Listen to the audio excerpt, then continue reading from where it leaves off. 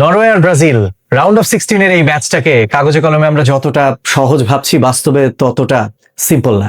কারণ এই দুই দলই এই ম্যাচে আসছে দুইটা আলাদা পরিস্থিতিতে। প্রথমে যদি ব্রাজিলের কথা বলি, তাদের জন্য বড় ধাক্কা হয়ে এসেছে লুকাস পাকেতার ইনজুরি। জাপানের সঙ্গে ম্যাচে হ্যামস্ট্রিং ইনজুরিতে পড়েছেন তিনি। তার যে মেডিকেল রিপোর্ট তা যদি সত্যি হয়, এই টুর্নামেন্টে সে নাও ফিরতে পারে। শুধু ফাইনাল পর্যন্ত গেলে একটা সম্ভাবনা থাকতে পারে, আর এটা ব্রাজিলের মিডফিল্ডে বড় একটা সমস্যা তৈরি করছে। আমরা জানি যে নেইমার এখনো ফুল ফিট না, সেই অর্থে রাফিনিয়া তারও কিছুটা চোট আছে, ফিরবেন কি ফিরবেন না তাও জানি না।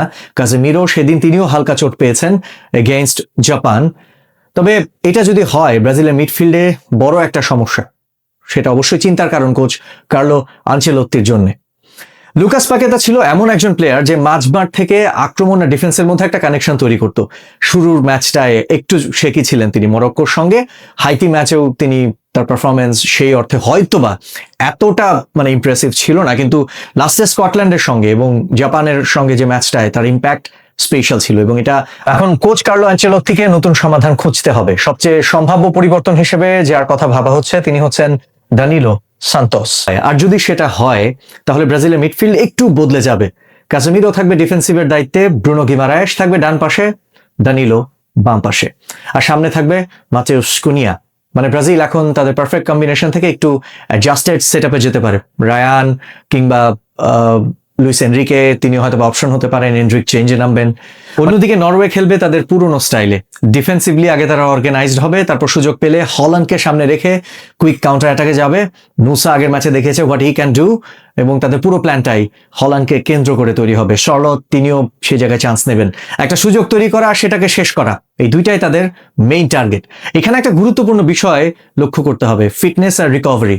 নরওয়ে এখানে এসেছে আইভরি কোস্টের সঙ্গে 2-1 ম্যাচ জিতে। ম্যাচটা একদম শেষের দিকে গিয়ে ফয়সালা হয়েছে, আর সেই ম্যাচের নায়ক আবার আর্লিং হল্যান্ড। ব্রাজিলের ক্ষেত্রেও তাই, সেই ম্যাচের নায়ক মার্টিনেলি জাপানের সঙ্গে একদম শেষ মুহূর্তে তিনি গোল করেছেন। তো 86 মিনিটে গোল করে হল্যান্ড দলকে জিতিয়েছিলেন। ম্যাচটা শেষ করে হল্যান্ড বলেছিলেন সে এতটাই ক্লান্ত যে এই ম্যাচটা এক্সট্রা টাইমে যদি যেত তাহলে তিনি আর খেলার মতো অবস্থায় থাকতেন না। টায়ার্ডনেসটা এতটা তাকে জেঁকে বসেছিল। আর তাই কোচ সলবাকেনও বলছেন দ্বিতীয়ার্ধের শুরু থেকেই হল্যান্ড অনেকটাই ক্লান্ত ছিলেন। বোঝা যায় নরওয়ের সবচেয়ে বড় শক্তি এখন একই সাথে তাদের সবচেয়ে বড় চিন্তার জায়গা। হল্যান্ড যতটা ফিট থাকবে তার উপরই পুরো ম্যাচের গেম চেঞ্জ কিংবা গেমে ইম্প্যাক্ট সেইটা আসলে নির্ধারণ হবে। এখন এই ম্যাচটা আসলে দুইটা আলাদা স্টাইলের লড়াই। এক পাশে নরওয়ে যেখানে ফোকাস থাকবে হল্যান্ড আর কুইক অ্যাটাক, আরেক পাশে ব্রাজিল যারা বল কন্ট্রোল করবে, ম্যাচ চালাবে, ম্যাচটাকে প্রোঅ্যাক্টিভ থাকবে। কিন্তু এবার কিছুটা পরিবর্তন, যেহেতু মিডফিল্ডে এতগুলো ইনজুরি বা তাদের ইনজুরি রিকভারির ব্যাপার আছে। সব মিলে আসলে প্রশ্নটাই এটা যে হল্যান্ডকে আসলে ফিট অবস্থায় ব্রাজিলের ডিফেন্স ভাঙতে পারবে। কারণ ডিফেন্সে গ্যাব্রিয়েল মাগালিয়েস কিংবা ওই অর্থে মার্কিনিয়সকে কেউ পরীক্ষা নিতে পারেনি। ইভেন মরক্কো একটা গোল তারা করেছিল, বাকিরা কেউ, হাইতি কিংবা স্কটল্যান্ড, জাপান, তারা কেউ পরীক্ষা নিতে পারেনি। একটা লং রেঞ্জ থেকে শর্ট করে গোল করেছেন জাপানিজ প্লেয়ার। তো সেই জন্য আসলে এটা একটা চ্যালেঞ্জিং ব্যাপার তার জন্য। আর ব্রাজিলের ব্যাপারটা হচ্ছে যে তাদের এক্সপিরিয়েন্স আছে, তাদের ওয়ার্ল্ড কাপ জেতার হিস্ট্রি আছে, তারা রেগুলার ওয়ার্ল্ড কাপের পার্টিসিপেন্ট। 28 বছর পর নরওয়ে খেলছে, তাদের উপর একটা অন্য ধরনের প্রেশার তো আছেই। আর স্ট্রাকচারালিও ব্রাজিল এই ম্যাচটা নরওয়ের সঙ্গে সবকিছু দিয়ে এগিয়ে থাকবে। তো ম্যাচের কন্ট্রোলটা ব্রাজিলের হাতেই থাকার কথা। এখন নরওয়ে যদি এক্সট্রাঅর্ডিনারি কিছু করে, ম্যাচের দিন আসলে আমরা এই সব কিছু নিয়ে আমরা উত্তরটা পাবো। কিন্তু তার আগে একটা জিনিস তো আসলে পরিষ্কার, এই ম্যাচটা শুধু নামের লড়াই না, এই ম্যাচটা একটা আলাদা পরিস্থিতির লড়াই। ভিনিসিয়াস ভার্সেস আর্লিং হল্যান্ড এবং ব্রাজিল ভার্সেস নরওয়ে।